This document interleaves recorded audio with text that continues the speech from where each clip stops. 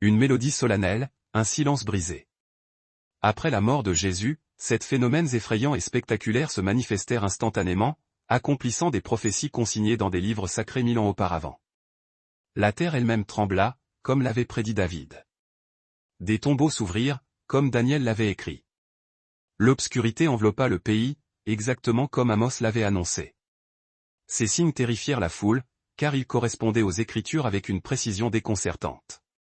Une précision trop parfaite. Mais les prophètes avaient aussi entrevu des événements plus étranges encore, le voile sacré du temple se déchirant de haut en bas, des filets de pêche tellement remplis qu'ils menaçaient de céder sous le poids des prises, et 500 personnes voyant un homme censé être mort. Tout commença à l'instant précis où Jésus rendit son dernier soupir sur la croix. Mais dès ce moment fatidique, les événements terrifiants se déchaînèrent. Le sol sous les pieds de chacun se mit à trembler violemment, comme une bête effrayée et blessée. Les gens trébuchaient, s'accrochant à tout ce qu'ils pouvaient trouver.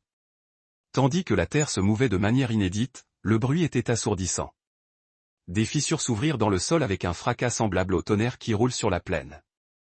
Mais cette fois, le tonnerre venait des profondeurs, et non du ciel. Ce n'était pas un simple séisme. Les rochers se fendaient en ligne droite, parfaite, comme si un géant invisible tranchait la pierre de taille avec une épée colossale. Les gardes du temple, qui étaient restés stoïques face à d'innombrables batailles, perdaient pied et tombaient, tandis que d'énormes blocs de pierre se brisaient net en leur milieu. C'étaient pourtant des hommes qui n'avaient jamais montré de peur. Pourtant, ils s'agrippaient maintenant aux murs et aux colonnes pour ne pas être renversés. Le sol tremblait si fort que même les édifices les plus solides vacillaient dangereusement. À l'intérieur du temple, un événement encore plus stupéfiant se produisit. Le voile sacré, qui séparait le peuple de la présence divine, commença à se déchirer depuis son sommet jusqu'à la base. Aucune main humaine n'aurait pu atteindre cette hauteur. Le rideau était suspendu à 60 pieds du sol. Et ce n'était pas un simple morceau de tissu, il était épais comme la main d'un homme, tissé des matériaux les plus fins et conçu pour résister pendant des siècles. Pourtant, il se déchira comme du papier soufflé par le vent. Le bruit du tissu lacéré résonna dans le temple, tandis que les prêtres assistaient à la scène, horrifiés. Cette barrière avait tenu les gens ordinaires à l'écart du lieu le plus sacré de Dieu pendant plus de 1000 ans. Seul le souverain sacrificateur pouvait franchir ce voile, et une seule fois par an. Les prophéties anciennes avaient pourtant averti de ce moment précis. Les prophètes avaient écrit que lorsque le Messie mourrait, la terre elle-même tremblerait de douleur. Pourtant, ce qui ressemblait à une destruction était en réalité la plus grande victoire de l'histoire. Le voile déchiré signifiait une chose incroyable. Les gens ordinaires pouvaient désormais approcher Dieu directement, pour la toute première fois. Le tremblement de terre n'était pas seulement le mouvement de la terre. C'était l'annonce du ciel que la barrière entre Dieu et l'humanité était détruite pour toujours. Plus besoin d'attendre. Plus besoin de passer par des prêtres. Plus de séparation. Avant de continuer avec le prochain événement choquant, nous devons nous assurer que vous êtes prêts à comprendre ce qui s'en vient. La science démontre que lorsque les gens s'engagent activement avec de nouvelles informations en commentant, ils les comprennent et les mémorisent bien mieux. Alors, commentez, j'écoute ci-dessous si vous êtes prêts à entendre parler des choses encore plus incroyables qui se sont produites ensuite. Cela aide votre esprit à rester concentré et à traiter ces événements étonnants plus profondément. Mais tandis que la terre tremblait au-dessus, Jésus était déjà en train de descendre vers un endroit d'où aucune personne vivante n'était jamais revenue. L'esprit de Jésus avait quitté son corps sur la croix, mais il ne se dirigeait pas encore vers le ciel. Au lieu de cela, il descendit dans le royaume des morts, où chaque âme qui avait vécu attendait en silence. Ce lieu d'ombre n'avait jamais été pénétré auparavant. Ses portes retenaient prisonniers toutes les âmes depuis le début des temps. Adam et Ève étaient là. Noé était là. Abraham, Isaac et Jacob attendaient dans ce lieu obscur. Chaque personne juste qui avait jamais vécu et était morte était piégée derrière ces portes massives.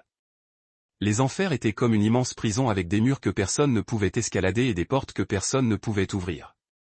Les morts juste attendaient depuis des millénaires, se demandant si Dieu les avait oubliés. Ils restaient assis dans l'obscurité, espérant qu'un jour leur peine prendrait fin. Alors tout changea. En un instant, une lumière éclatante déchira cette prison d'ombre, explosant comme un éclair dans une caverne. Les âmes des morts qui étaient assises dans l'obscurité depuis des siècles virent soudain quelque chose d'impossible. Une silhouette lumineuse marchant vers elles à travers la pénombre. La lumière était si vive qu'elle leur faisait mal aux yeux. Pourtant, ils ne pouvaient pas la détourner. Les âmes justes antiques qui attendaient depuis la création du monde réalisèrent qui venait.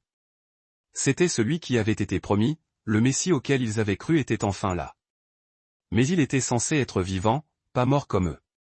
Cependant, la mort ne pouvait pas le retenir, comme elle retenait tous les autres. Les portes qui ne s'étaient jamais ouvertes explosèrent comme si elles étaient faites de papier au lieu de fer forgé. Le son résonna dans chaque recoin de ce lieu sombre, tandis que les verrous se brisaient et que les barreaux se tordaient comme des brindilles. Abraham se leva, le visage rempli d'émerveillement. Moïse se redressa, se souvenant de toutes les promesses que Dieu avait faites. David leva la tête, sachant que ses chants d'espérance étaient vrais. Tous les fidèles morts se levèrent, car leur longue attente était enfin terminée. La mort elle-même était en train d'être vaincue de l'intérieur par la seule personne qu'elle ne pouvait retenir. La prison des enfers s'ouvrit et chaque âme captive fut libérée en un moment incroyable. Les chaînes qui les avaient retenues pendant des siècles tombèrent comme de la poussière. Le séjour des morts n'avait jamais rien vu de tel. Sa prison la plus profonde et la plus forte avait été brisée par quelqu'un qui était censé être juste un autre prisonnier. Mais tandis que Jésus libérait les captifs dans le monde souterrain, son corps gisait toujours enveloppé dans des linceuls funéraires, surveillé par des soldats qui n'avaient aucune idée de ce qui s'en venait. Des gardes romains se tenaient au garde-à-vous autour du tombeau scellé, leur armure étincelant au clair de lune. Ce n'étaient pas des soldats ordinaires. C'étaient des vétérans aguerris, entraînés à ne jamais abandonner leur poste ni à montrer de peur. Chacun avait affronté des armées ennemies sans reculer. L'énorme pierre qui scellait l'entrée du tombeau pesait près de 2 tonnes.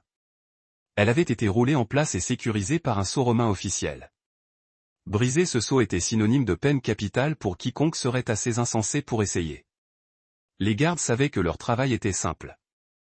S'assurer que personne ne vole le corps et ne prétende que Jésus était ressuscité. Tout était calme jusqu'à ce que soudain, le sol se mette à trembler. Non pas comme le séisme qui s'était produit lorsque Jésus était mort, mais quelque chose de différent. L'air lui-même semblait crépiter d'énergie, comme l'instant précédant un éclair. Alors, un ange puissant apparut avec un bruit semblable au tonnerre, fendant le ciel. Son visage brillait comme l'éclair et ses vêtements étaient blancs comme de la neige fraîche. La présence de l'ange inonda tout le jardin d'une lumière si intense que les torchers des gardes ressemblaient à de minuscules bougies. Ces soldats endurcis, qui avaient affronté des armées ennemies sans jamais reculer, se retrouvèrent soudain à trembler comme des feuilles dans une tempête violente. Leurs mains tremblèrent, lâchant leurs armes. Leurs genoux cédèrent et ils tombèrent à la renverse sur le sol. L'ange s'approcha de la pierre massive comme si elle ne pesait rien du tout. D'un seul mouvement, il la roula loin de l'entrée du tombeau. Cependant, la pierre ne gardait pas Jésus à l'intérieur. Elle tenait tout le monde à l'extérieur jusqu'à ce que le moment soit venu pour le monde de voir ce qui s'était passé. Les torchers des gardes s'écrasèrent au sol tandis qu'ils gisaient là, incapables de bouger ou de parler. Leurs visages devinrent pâles de choc, car ils réalisèrent qu'ils ne gardaient plus un tombeau scellé. Ils regardaient une caverne vide. La prison la plus sécurisée de Jérusalem ne pouvait retenir celui qui avait vaincu la mort elle-même. Ces soldats professionnels qui n'avaient jamais battu en retraite devant aucune bataille étaient impuissants face à la puissance dont ils étaient témoins. Leur entraînement ne servait à rien. Leurs armes étaient inutiles. Ils ne pouvaient que rester là, dans un silence total. Le tombeau qui était censé contenir un criminel mort se tenait maintenant vide. Sa pierre massive, roulait de côté comme un simple galet. La mort avait rencontré son maître et avait perdu. Pendant ce temps, ses plus proches disciples n'avaient aucune idée que leur maître était libre. Ils étaient trop occupés à se cacher, terrifiés. Musique. Les disciples étaient blottis les uns contre les autres dans une petite pièce, sursautant au moindre bruit extérieur. Ils avaient barricadé chaque entrée et bloqué chaque fenêtre. Personne ne pouvait entrer ni sortir de cette pièce. Ils s'en étaient assurés. Ces hommes craignaient que les autorités ne viennent ensuite les chercher. Après tout, ils avaient été les plus proches disciples de Jésus. Si les chefs religieux avaient crucifié leur maître, qu'est-ce qui les empêcherait de traquer aussi ses disciples? Ils chuchotaient à voix basse, craignant même de parler trop fort. Les portes étaient faites de bois épais, renforcées de barres de fer. Ils avaient poussé des meubles lourds contre les murs pour une protection supplémentaire. Chaque entrée possible était scellée hermétiquement. La pièce ressemblait à une forteresse, mais elle ressemblait aussi à une prison. Pierre était assis, la tête entre les mains, toujours hanté par la manière dont il avait nié connaître Jésus 3 fois. Les autres disciples fixaient les murs, se demandant ce qui allait leur arriver maintenant. Leur rêve du royaume de Dieu était mort sur cette croix, et maintenant ils se cachaient comme des criminels. Cependant, les murs et les serrures ne signifient rien quand vous avez vaincu la mort elle-même. Sans aucun avertissement, Jésus se tint soudain au milieu d'eux, au centre de la pièce. Il n'avait ouvert aucune porte. Il n'avait traversé aucun mur. Il n'était monté par aucune fenêtre. À un moment, la pièce n'était vide que des disciples, et l'instant d'après, Jésus était là. Les disciples firent un bond en arrière sous le choc, leur cœur battant comme des tambours dans leur poitrine. Ils pensaient voir un fantôme, car les morts n'apparaissent pas simplement dans des pièces verrouillées. Certains d'entre eux se précipitèrent vers les coins tandis que d'autres tombaient à genoux de surprise. « La paix soit avec vous », déclara calmement Jésus, mais sa voix ne fit que les effrayer davantage. Ils le fixaient avec stupeur, incapables de parler ou de bouger. Il ressemblait à Jésus, mais comment cela pouvait-il être possible? Ils l'avaient vu mourir sur la croix. Ils avaient vu les soldats lui percer le côté avec une lance. Jésus comprit leur peur et leur confusion. Il tendit les mains, leur montrant les marques des clous qui étaient toujours visibles dans ses paumes. Il leur montra la plaie dans son côté où la lance l'avait percé. « Touchez-moi et voyez. » leur dit-il. Un fantôme n'a ni chair ni os, comme vous voyez que j'en ai. Le même corps qui était mort était maintenant vivant à nouveau. Mais il pouvait faire des choses qu'aucun corps vivant n'avait jamais faites auparavant. La mort l'avait changé. Il avait maintenant pouvoir sur les barrières physiques qui arrêtaient tous les autres. Rien dans la création ne pouvait plus le limiter. Pourtant, ses disciples luttaient toujours pour croire ce qu'ils voyaient. Mais Jésus n'avait pas fini de leur montrer sa puissance. Il avait prévu une autre chose impossible qui se produirait près de l'eau. Plusieurs jours plus tard, les disciples retournèrent à ce qu'ils connaissaient le mieux, la pêche. Après tout ce qui s'était passé, ils avaient besoin de quelque chose de normal, de familier. Pierre, Jacques, Jean et les autres poussèrent leur barque dans la mer de Galilée au coucher du soleil, espérant qu'une nuit de pêche les aiderait à éclaircir leurs esprits. Ils travaillèrent toute la nuit, jetant leurs filets encore et encore. Ce n'étaient pas des débutants tentant leur chance. C'étaient des pêcheurs professionnels qui travaillaient ces eaux depuis qu'ils étaient enfants. Ils savaient exactement où trouver le poisson, à quelle heure ils se nourrissaient et comment positionner leurs filets pour la meilleure prise. Pourtant, à l'approche de l'aube, leurs filets restaient désespérément vides. Pas un seul poisson, pas même un petit. Des heures de travail acharné n'avaient produit aucun résultat. Leurs bras étaient douloureux à force de tirer les lourds filets, mais ils n'avaient rien à montrer pour leurs efforts. Le soleil commença à se lever sur les collines orientales, peignant le ciel de nuances de rose et d'or. Les disciples étaient épuisés, frustrés et prêts à abandonner. Ils avaient des familles à nourrir, mais ils ne pouvaient pas attraper un seul poisson. Alors ils remarquèrent une silhouette debout sur le rivage lointain. L'homme appela à travers l'eau. « Amis, n'avez-vous rien pris ?»« Non » crièrent-ils en retour, leur voix portant la déception à travers l'eau calme. « Jetez le filet sur le côté droit de la barque et vous trouverez. » répondit l'étranger. Pierre regarda ses compagnons, les sourcils levés. Il pêchait ces eaux depuis des années. Pourquoi devrait-il écouter quelqu'un debout sur la terre ferme? Cependant, quelque chose dans la voix de l'homme leur semblait familier, bien qu'ils ne pussent pas le situer. Contre leur meilleur jugement, ils décidèrent d'essayer une dernière fois. Ils lâchèrent leur filet sur le côté droit de la barque, comme l'avait suggéré l'étranger. Aussitôt, les filets se bombèrent de poissons. Tellement de poissons que le filet s'étira jusqu'à menacer de se rompre. Le poisson battait et éclaboussait tandis que les filets se remplissaient au-delà de tout ce qu'ils avaient jamais vu. La barque pencha dangereusement d'un côté alors qu'ils luttaient pour remonter leur prise. Le visage de Jean s'éclaira alors qu'une reconnaissance lui venait. Il attrapa le bras de Pierre et murmura d'urgence, « C'est le Seigneur ». Pierre n'attendit pas une seconde de plus. Il sauta dans l'eau froide et nagea vers le rivage aussi vite qu'il le pouvait, laissant les autres gérer les filets débordants. La barque faillit couler sous le poids du poisson alors qu'il ramait lentement vers la plage. Lorsqu'ils atteignirent le rivage, ils trouvèrent Jésus qui les attendait près d'un feu de charbon de bois. Du pain et du poisson cuisinaient déjà sur les flammes. Mais la nouvelle de ces apparitions se répandait rapidement, et bientôt, une épreuve de foi bien plus grande allait se dérouler. La nouvelle se répandit dans la campagne comme une traînée de poudre. Les voyageurs sur les routes poussiéreuses chuchotaient la nouvelle impossible à tous ceux qu'ils rencontraient. Les marchands du marché arrêtaient leur marchandage pour partager ce qu'ils avaient entendu. « Jésus est vivant », disaient les gens à voix basse et émerveillés. Les rumeurs semblaient trop incroyables pour être crues, pourtant elles ne cessaient de se renforcer. De petits groupes de personnes commencèrent à se diriger vers une colline lointaine où quelqu'un avait dit que Jésus apparaîtrait. Ils venaient des villages et des villes de toute la région, attirés par la curiosité et un espoir désespéré. Plus de 500 personnes ordinaires se rassemblèrent sur cette pente herbeuse. Ce n'étaient pas des chefs religieux ou de riches marchands. C'étaient des agriculteurs avec de la terre sous les ongles, des mères portant des bébés, des hommes âgés s'appuyant sur des cannes, et des jeunes pleins de questions. La plupart d'entre eux n'avaient probablement jamais parlé les uns aux autres auparavant, mais maintenant ils attendaient ensemble sous le ciel ouvert. Certains avaient voyagé pendant des heures pour arriver là. D'autres avaient marché toute la nuit, incapables de dormir après avoir entendu la nouvelle. Ils étaient assis sur des rochers ou se tenaient en petits groupes, parlant doucement entre eux. Beaucoup regardaient vers l'horizon, se demandant si quelque chose allait réellement se produire. Les hallucinations collectives ne se produisent pas chez des centaines de personnes en même temps. Cependant, les témoignages de masse de choses impossibles se produisent lorsque Dieu intervient dans l'histoire humaine. Alors, il apparut.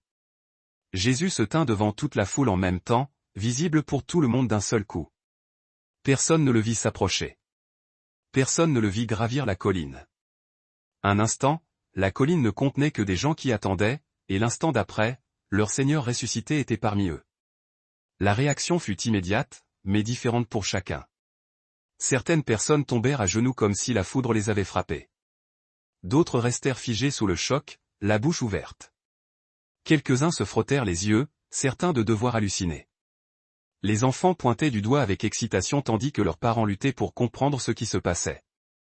Ce n'était pas un petit groupe d'amis proches qui auraient pu inventer des histoires pour protéger leurs croyances. C'étaient des centaines de personnes ordinaires qui n'avaient aucune raison de mentir sur ce qu'elles voyaient. Beaucoup d'entre elles avaient probablement vu Jésus mourir sur la croix quelques jours auparavant. Ils savaient qu'il avait été mort. Vraiment et totalement mort. Pourtant, il se tenait là devant eux, vivant et respirant. La foule réalisa qu'elle voyait la preuve vivante que la mort elle-même avait été vaincue. Chaque personne sur cette colline devint un témoin de l'événement le plus important de l'histoire humaine. 500 témoins signifiaient que la résurrection ne pouvait être ni niée ni écartée comme une histoire inventée par quiconque voulait la rejeter. Mais il y avait encore une personne qui refusait de croire. Et il chevauchait vers Damas avec des documents pour arrêter chaque chrétien qu'il pourrait trouver. Saul de Tarse galopait vers Damas. Ses sacoches de sel étaient remplies de papiers officiels qui scelleraient le destin de chaque chrétien qu'il pourrait débusquer. Ce n'était pas n'importe quel voyageur sur la route poussiéreuse. C'était l'ennemi le plus redouté que l'Église primitive ait jamais affronté. Il était un pharisien formé à la loi religieuse et convaincu que ses disciples de Jésus étaient des gens dangereux qui devaient être arrêtés. Saul avait déjà jeté des hommes et des femmes chrétiens en prison à Jérusalem. Il avait assisté à la lapidation d'Étienne et approuvé chaque pierre lancée. Cependant, Damas était pleine de croyants qui pensaient être à l'abri de sa portée. Ils se trompaient lourdement. Saul portait des lettres du souverain sacrificateur, lui donnant l'autorité légale d'arrêter tout disciple de Jésus et de les traîner enchaînés jusqu'à Jérusalem. Le chasseur était en maraude, et il excellait dans son travail. La route de Damas s'étirait devant eux sous le chaud soleil de midi. Les compagnons de Saul chevauchaient à ses côtés, discutant probablement des maisons qu'il fouillerait en premier et du nombre d'arrestations qu'il prévoyait de faire. C'était censé être une autre mission de routine pour écraser le mouvement chrétien naissant. Alors, tout changea en une fraction de seconde. Une lumière plus brillante que le soleil de midi entoura Saul venant du ciel. Non pas la douce lueur du lever du soleil, mais une intensité qui rendait le soleil lui-même faible. La lumière le frappa comme une force physique, le projetant hors de son cheval et l'envoyant s'écraser sur le sol dur. Son cheval se cabra de panique, ses yeux roulant de peur à l'éclat céleste. Les compagnons de Saul crièrent d'alarme alors que leurs animaux s'effrayaient et se dispersaient.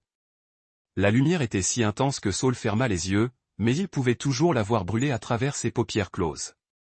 Une voix prononça son nom depuis l'intérieur de la lumière, non pas en criant, mais clairement et sans équivoque.